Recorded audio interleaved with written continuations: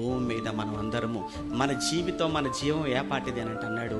ఇదిగో నువ్వు పరదేశివిరా, మనమంతా యాత్రికులు, పరదేశులు. మనం పరదేశులం అనే సంగతి మనకి ఇప్పుడు బ్రతుకున్నప్పుడు ఇప్పుడు అర్థం కాదండి. చచ్చిపోయిన తర్వాత శవాన్ని పెట్టెలో పెట్టి ఊరు ఏమంటే శ్మశానం తీసుకుని వెళ్ళిపోయేటప్పుడు అప్పుడు ఒక మంచి పాట పాడతారు. మీ అందరికి బాగా తెలుసు ఆ పాట. ఏమంటారు? పరదేశులమో ప్రియులారా. ఎవరి కోసం పాడుతున్నారు ఆ పాట?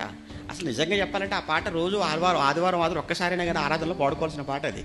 కానీ ఆ పాట బతుకున్నప్పుడు పాడితే ఆరాధనలో చక్కగా బాగుండేది. ఒక నిజంగా ఆ రోజు ఆరాధనలో ఒకవేళ ఈ పాట పాడుకుని ఉంటే అర్థమైపోయేది, నిజమే కదా, మన పరదేశులం కదా, మన పురమేది కాదు కదా. మన పురమేది కానప్పుడు ఈ అడుగు స్థలం కోసం ఏంటి మా అన్నతో గొడవ పడుతున్నాను. అన్న దగ్గరికి వెళ్ళిపోయి, అన్న సారీ అన్న, నాకు ఈరోజు అర్థమైపోయింది, అసలు ఈ దేశమే మంది కాదు, ఈ ఊరే మంది కానప్పుడు ఈ అడుగు స్థలం కోసం నీకు నాకు మధ్య విభేదం ఏంటి, కావాలని ఉంచేసుకో. కానీ ఆ పాట పాడరు కదా ఆ రోజు. ఎప్పుడు ఈ పాట ప్రత్యేకంగా ఎప్పుడు పాడాలంటే చచ్చిపోయిన తర్వాత శవాన్ని తీసుకునేటప్పుడు పాడాలి. ఎవరి కోసం? శవం కోసమా? శవం వినదు కదా, శవం వింటేనే కదా, శవం వినే అవకాశం లేదు కదా, శవం ఎలాగో మారదు కదా. పేతురు గారు